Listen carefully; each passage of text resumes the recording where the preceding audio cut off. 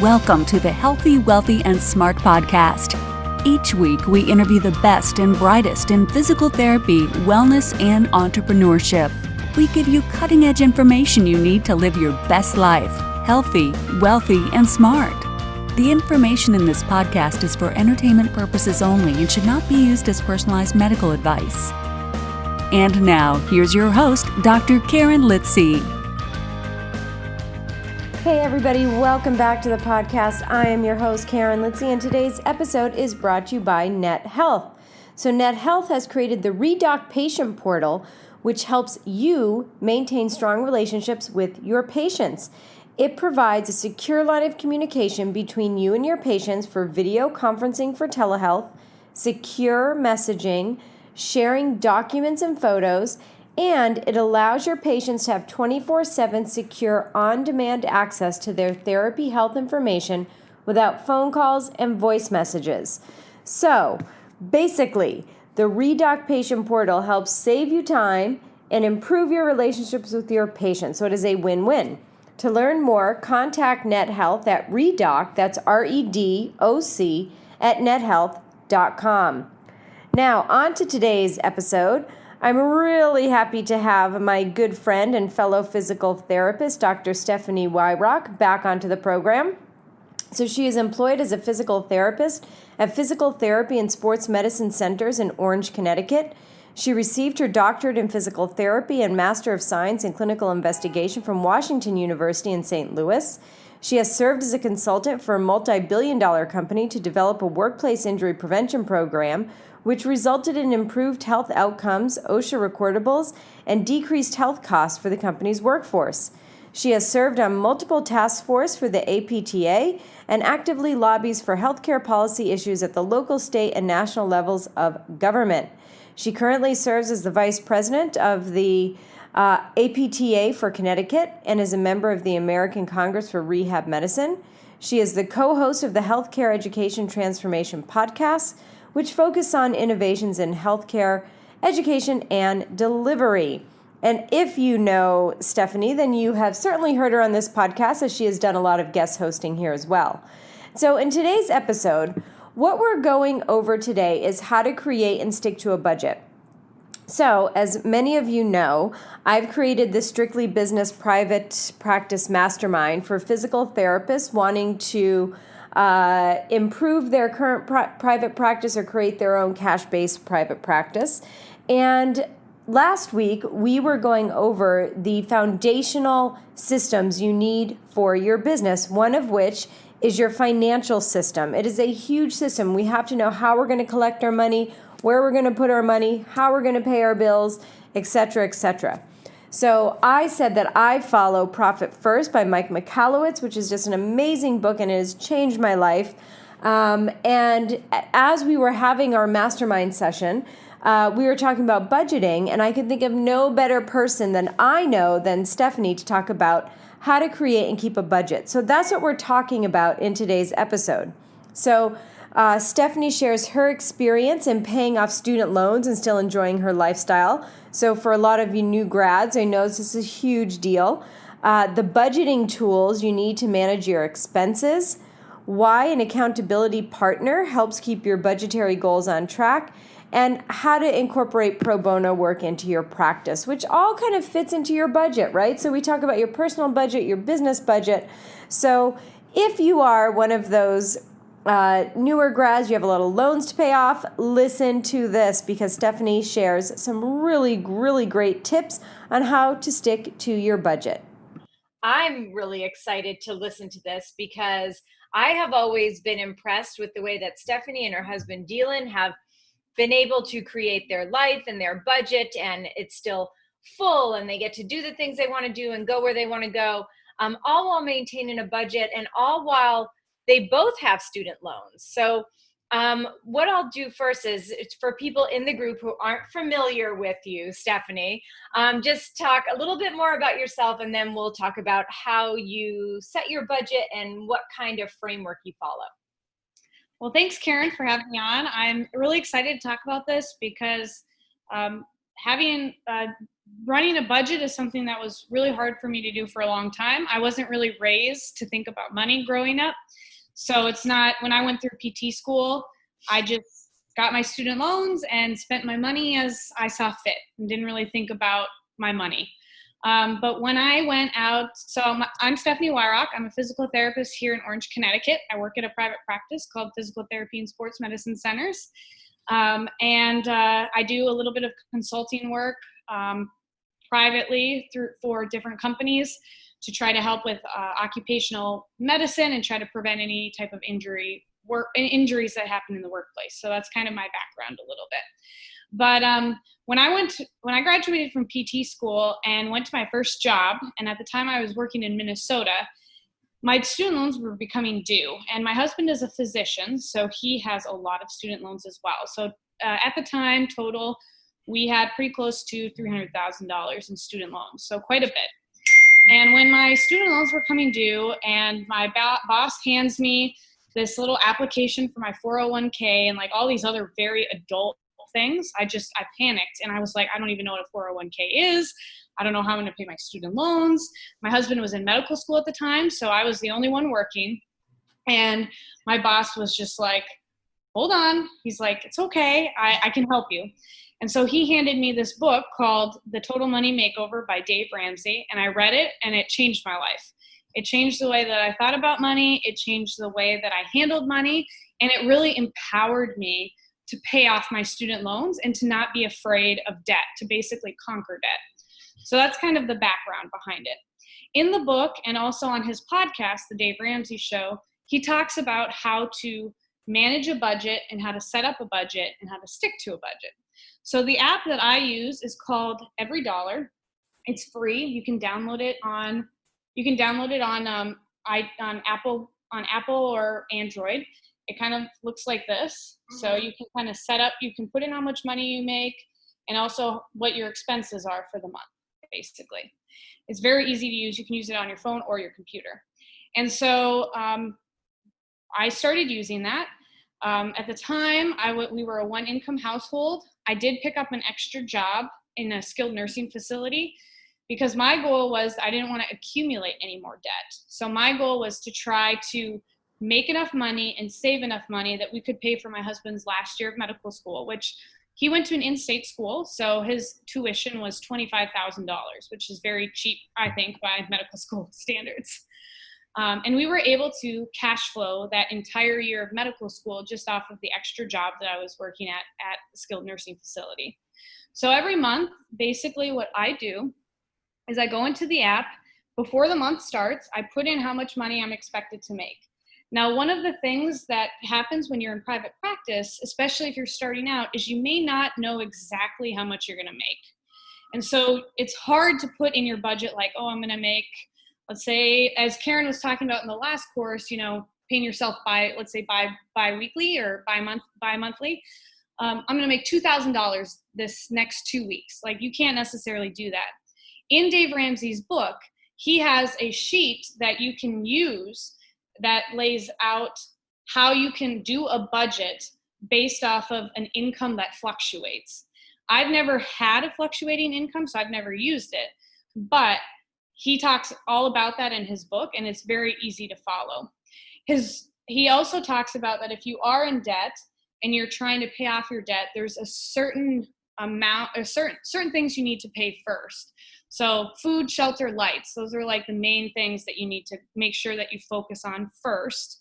And then also the next thing would be like clothing. If let's say you need to buy clothing for some reason. I really don't buy a lot of clothes, so I don't necessarily have to worry about that. And then after that, it comes your debt and any other miscellaneous things. So in this budget, you set up your income. If you are planning on giving any of your money away and like doing some charitable giving, that's something that he puts in there. If you're saving any money, there's a section for that. So then you can set aside how much money you want to save. And then for housing, in my budget, I have my rent, electricity. I put my cell phone, because that's my phone bill in there, my internet, and then my laundry. So those are like the 5 budget items that I have in there. And then in that month, I set how much money I'm going to spend. And he thinks of a budget not necessarily as a restriction, but permission for you to spend your money. So like throughout the month, if let's say your needs change, you can kind of rearrange how much money you're putting aside. So let's say for transportation, let's say I'm taking my car because I'm going to drive to a couple of patients' houses. But this month, most of my patients are within a 2-mile radius of me. They're not far away, so I don't have to drive as much. So at the beginning of the month, I thought maybe I have to drive more. So let's say I set $100 for my gas and auto budget. But now I'm realizing I don't need that much. So what I could do with that is, let's say I only need $50. So that extra $50 that I'm saving, I could potentially move to, let's say, my savings. Or if I have debt that I need to pay, I can move it down towards my debt. So you're giving yourself permission to spend that much money per month. The next line item is food. So I have groceries, and then we have a section for restaurants. So if we want to eat out. Now, with the pandemic, one of the things that was kind of nice about the pandemic is we weren't eating out nearly as much, but our grocery bill went like way up. So I noticed that we've been spending a ton more money on groceries, and I think it's mostly because food has gone up. But so I had to adjust our budget based on that. Now this month, things are starting to open up a little bit more here in Connecticut, and Dylan and I really haven't been able to go out and eat very much. And so now we're trying to put a little bit more money towards our restaurant budget because we want to enjoy that experience since we haven't had it for so long. So typically I set aside maybe $150 a month for restaurants, but this month we like doubled that just because we haven't hardly eaten out at all in so long. So again, it's permission to use your money in the way that you think is going to be good for that month. And then there's a section for lifestyle. So I put like my subscriptions in there. So my Peloton subscription and my Netflix subscription. And then I have a vacation with my mom, hopefully coming up. And so I've been, buying some hotels and stuff for that. So I've been putting that under that. And then this one's going to be big if you're in private practice, insurance and taxes. So there's another section for that. So if you have let's say it's the month where you have to pay your quarterly taxes, or let's say instead of saving all this money and doing it in 1 month, you divide it up into 3 months. Well, then you can kind of equally divide that from month to month. And then that way you're not forgetting to pay it. And then, of course, the last line item is debt. And so putting how much money you're going to be spending towards your debt that month. And then what happens is it'll give you like a picture and a graph of how much you're spending. So let's see if I can bring that up. So basically this is my debt and how much I spend this past 12 months on different things. So you can see that most of what I've been spending has been on my debt. So the green is debt on that? The green, this light green color, this big one, that's all how much money that I've spent on debt this year, so far this year. Wow. So you have like graphs that you can even look at to see what you're doing. So, Karen had mentioned the other day that Dylan and I have paid a lot on debt, and we have. Since I've been on this budget, I have been dedicated to becoming debt-free. And our goal has been to be debt-free in a total of 7 years. So right now we're on year 4 of that. And within those 4 years, we've paid off $150,000 of debt, which is a lot. And that includes the cash flowing of Dylan's medical school, plus our move that we had to cash flow from North Dakota to here in Connecticut. So I'm not saying it's easy. Like, I'm not saying I live a luxurious life at all, but I would say that I definitely, like Karen said, I'm able to go, well, before the pandemic, I'm able to go to New York City like once a month and see Karen and like hang out with my friends. But I plan for that every month. And if something comes up where I'm not able to do that, then I just have to make sure that I don't do it. And so it takes discipline, which you're all in private practice and you've started your private practice. So you obviously are all disciplined individuals. I will say that when you're managing a budget too, it always helps to have a partner who will keep you accountable. I am a spender and Dylan is a saver. And so if I had my choice, I would probably go over our budget every month. But Dylan is very good at saying, now, Stephanie, do we really need that? And I unfortunately must admit many times, no. So having an accountability partner is really important. If you're in a private practice, that accountability partner can be your spouse or your partner, or it can be your business partner, or it could be a trusted friend. So maybe you guys are both managing budgets at the same time, and you can kind of be each other's encourager. So that is that's how I've run our budget. It is I definitely don't live a very luxurious lifestyle, but I wouldn't say that I'm just sitting at home eating ramen noodles all the time either. So I'm able to and most of the money that we spend every month goes towards debt. So I probably half of our budget each month goes towards debt. But that's just because we are dedicated to making sure that we are become debt free within the next 4 years. So yeah, and there may be people on here who have no debt, and which so we don't. Awesome. Right. And so that part of the budget in the app, I mean, how wonderful if you don't have student loan debt, maybe you have credit card debt and you're putting something towards that each month. But I think if you're past the student loans, or you didn't have to take out any student loans, then you can certainly take that money that would go to debt. It would be substantially smaller if we're just talking about credit cards. And you could say, I'm going to dedicate it to XYZ. Now, what happens? Oh, quick question. So what was the Dave Ramsey book? I put 2 books. One was The Total Money Makeover and the other is Complete Guide to Money. I put them both in the comment section here, but where was the one that said he had that's the Total Money Makeover. Okay, the Total Money Makeover. With the variable income. Yep, that's at the very back of it. And you can just copy, and I'm sure that there's a copy of it too on the internet. You could Google it and it's probably there. Okay, great. Yeah, I think that for me, I look at, this taking care of your budget. I think a big part of it is writing everything down, right? It's the same way when we say to our patients to keep a journal or an exercise log, or if you've ever done Weight Watchers, you have to write everything that you eat using Weight Watchers. This is kind of the same thing, it sounds like. This app, and you're really having to write everything down each month, is definitely keeps you accountable, but also gets you into the habit of doing it. Yes, and I definitely agree with that. And the other thing too that Dave Ramsey talks about in his book is he has these specific baby steps that you work towards to building wealth. So obviously, I think all of our goals someday is to be financially stable and successful, right? Mm-hmm. So even utilizing his principles towards your business, I think, is really important, especially because look at what happened to us during this pandemic. 80% of Americans are living paycheck to paycheck. Yep. And a lot of us needed PPP loans. And some people's businesses just weren't prepared for this. So in his book, he talks about having a small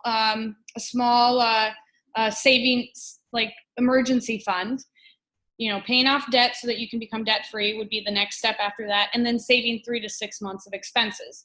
And after this pandemic, one of the things I think I've learned is having that 6 months expenses saved is so important. And notice that it's 6 months of expenses, not 6 months of your monthly budget, but expenses. So then when you have an emergency, something that you just can't even control, you feel more in control. You're able to maybe provide more for your employees, or if or even help your patients out a little bit more, pay your bills. And then the last 3 steps, which if you're a business owner, it's pay for kids' college, which you don't have to worry about that as a business owner, but pay off your mortgage. So if you have a brick and mortar practice, paying that off. And then the last one would be to give charitable giving. And if there's one thing I think physical therapists are really good at, it's giving to charity, i.e. giving out our services for free sometimes. So, at that point, when you're in that point in the baby steps, you hypothetically are set enough that potentially you could do some pro bono work with your business, which would then put your business on the map as being a very solid community practice as well. So, I think a lot of the day-to-day principles that he talks about in the Total Money Maker that's meant for day-to-day stuff could easily be applied to business. And on that note, we're going to take a quick break to hear from our sponsor and be right back with more budget talk. This episode is brought to you by Net Health, helping you maintain strong relationships with your patients. The ReDoc Patient Portal provides a secure line of communication between you and your patients. Conduct virtual visits and have follow-up conversations with your patients via secure messaging when it's convenient for you. Patients have 24/7 secure, on-demand access to their therapy health information without phone calls and voice messages. Video conferencing for telehealth, secure messaging, share documents and photos, and view health information and appointments. To learn more, contact them at redoc@nethealth.com. Yeah, and I'm glad that you brought up the pro bono, because a question that Gina had was, how do you decide on that pro bono? How does that fit into the budget? What kind of a sliding scale do you use, and how do you do that if you are a private practice?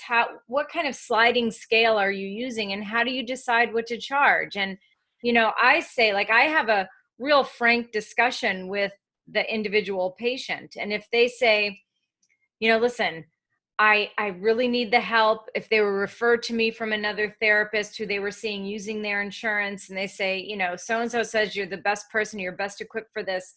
This is what I can afford. Can you do it?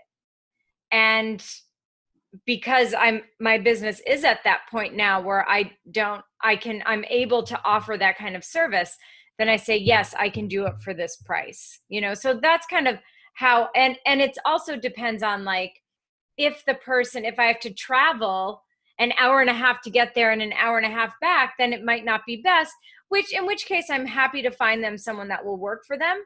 So I think when you're looking at the pro bono cost, if you're traveling to patients, you have to look at your travel time. You have to look at how that's going to cut into your overall budgeting and your overall key performance indicators, which we'll have a whole other talk about KPIs.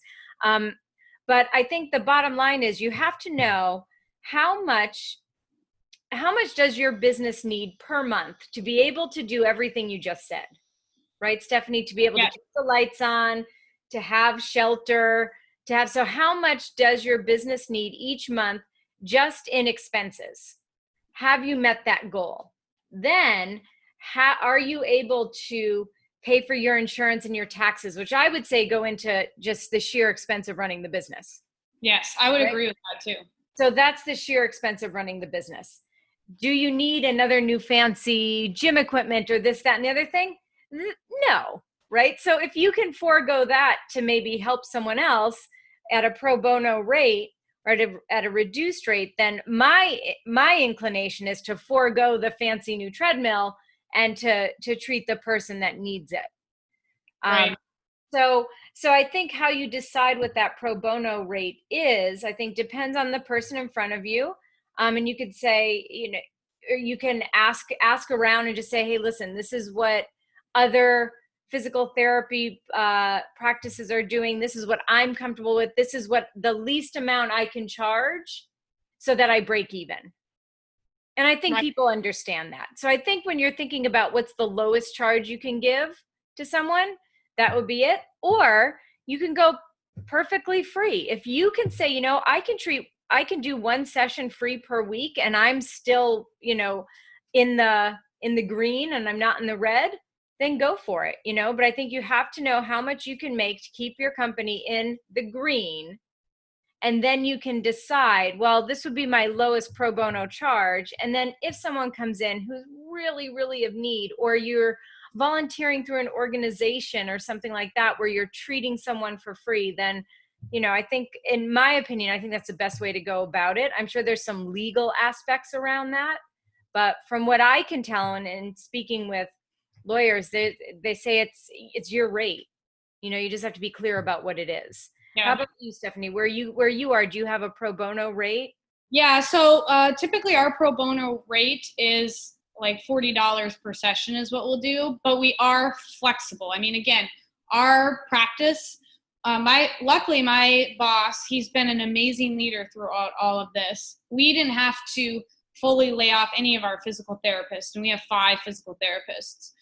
But we were very strategic with how we worked and when we worked. And so we've had that freedom from kind of how we've been running our practice to allow for us to sometimes even treat patients where they pay like $10 for a session. So, I mean, it varies from situation to situation. Some things that we consider is how dedicated is the patient? Is this a patient that's actually going to come to therapy, or is this a patient that's going to flake out on us? Because we don't want to save them a spot and then they not show up consistently. Also, we've had instances where we've had maybe some, where we've thought the insurance was one thing and it came out somewhere else. And so we ended up using the visits that we were given, and the insurance company won't give them any more visits, which is a mistake on our part. So we always want to do right with any mistakes that we make. Mm-hmm. So that is another thing that we'll consider. Or sometimes if we have a Medicare patient that can't afford their copay, we'll exchange services in other ways, whether it be like they come in and maybe fix something in our clinic, and then we exchange that with our services. Yeah, bartering. The good old-fashioned bartering. Yeah. Bartering, yeah. So we've been able to be flexible, but again, we've built up our practice enough. We've been in business now for over 8 years, and we're well established in the community that we are able to do that. If you're starting out, you may not be able to do it right away, but you can work up towards that as you start to manage your money and start to make a profit. Yeah. Thanks for that example. And I think that you'll find that in most physical therapy practices, they have a pro bono rate, they work with people, they're flexible. Every practice I've ever been in, the owners have been super flexible, because in the end, we're all in the business of getting people better. And sometimes that business maybe doesn't yield a profit of $200 per person. Maybe sometimes it's 10.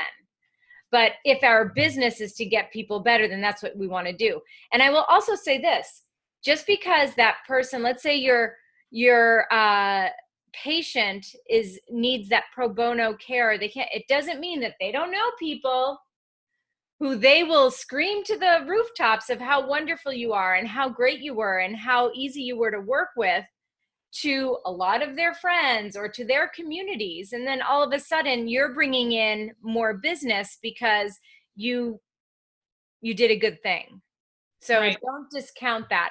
And perhaps, that person can be the stellar Google review you need. They can be that video testimonial on your website. They can be that written testimonial on Yelp or on your website. So these are all ways to incorporate your pro bono services by saying, hey, listen, we're happy to do this. If you're pleased with your service, if you feel better, we would love for you to put up a thing on Google or put up a review on Google or Yelp or on our website if you're comfortable doing that. Right. Yep. I totally agree with that. That's another great way. So that's bartering, right? It's the same thing as, like I said, the other night talking about lead magnets. Yep. Put something out there that people can use. They then give you their email, and all of a sudden you've made this really fruitful transaction for the both of you. And hopefully that's what that pro bono type of situation can do. So just always think there's always ways to leverage a visit that has nothing to do with money. That's right. So, all right. So Stephanie, let's talk about, if you would like to sort of wrap it up on the big budget issues that people need to be aware of. And I also put, just so people know, I also put Every Dollar, the app, in the comments as well. Perfect. So I would say that the first thing that you need to know is you need to stick with the budget. I mean, there's no point in having a budget if How do you stick with it? Don't stick with it. Accountability partner, I think, is key. Having somebody there that will keep you accountable. I mean, you're in private practice, you're probably a very accountable person, but it's still good to have somebody there that says, do you really need that this month? Or are you sure that this is what you want to spend on this specific line item? So having accountability, I think, is the key, and sticking to your budget is the absolute key. I think that if you allow yourself to go over your budget and you're like, oh, it's just 1 month, that develops bad habits. You just got to break all your bad habits right now. And that budget is like your gospel. You need to have a monthly budget meeting with your staff, if you have a staff. If you don't have a staff, if it's just you, with your accountability partner, and say, this is what I'm going to spend.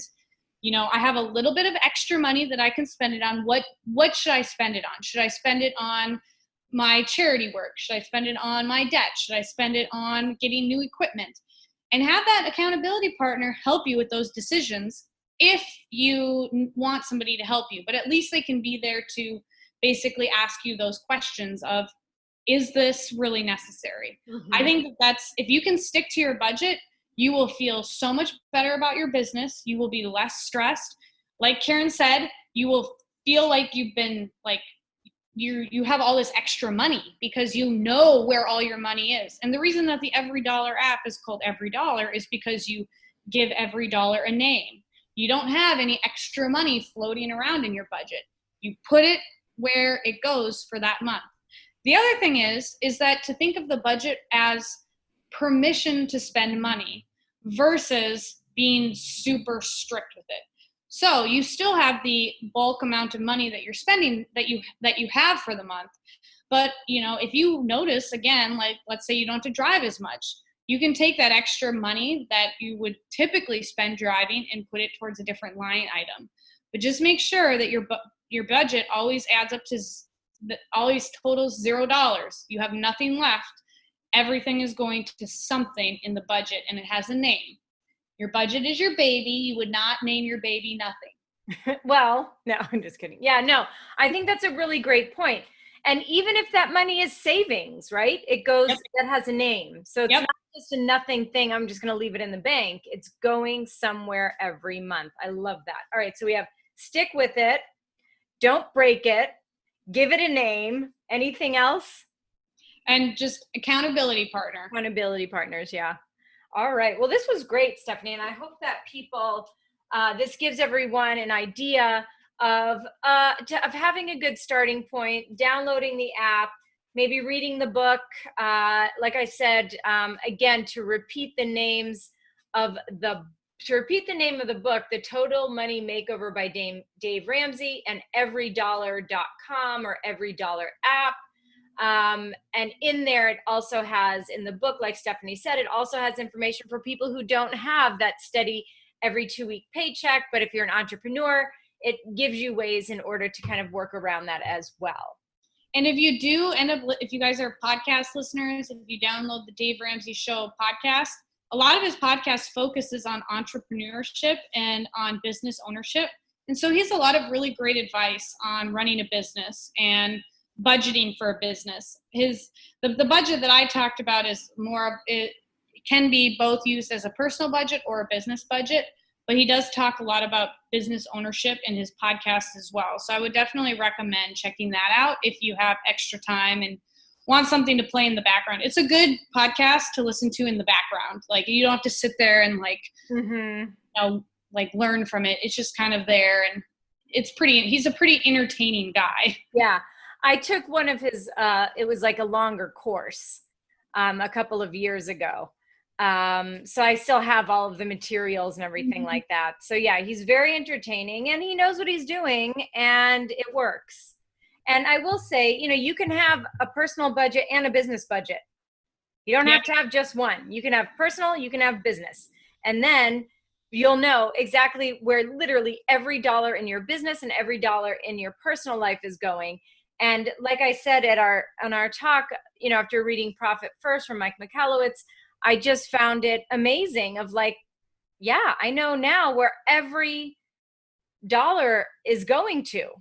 So now that I know where every dollar is going to in my big buckets, I can now use this to see where it goes to the very last dollar. Right. Yeah. And like I said, when you do a budget, it's amazing how much extra money you have.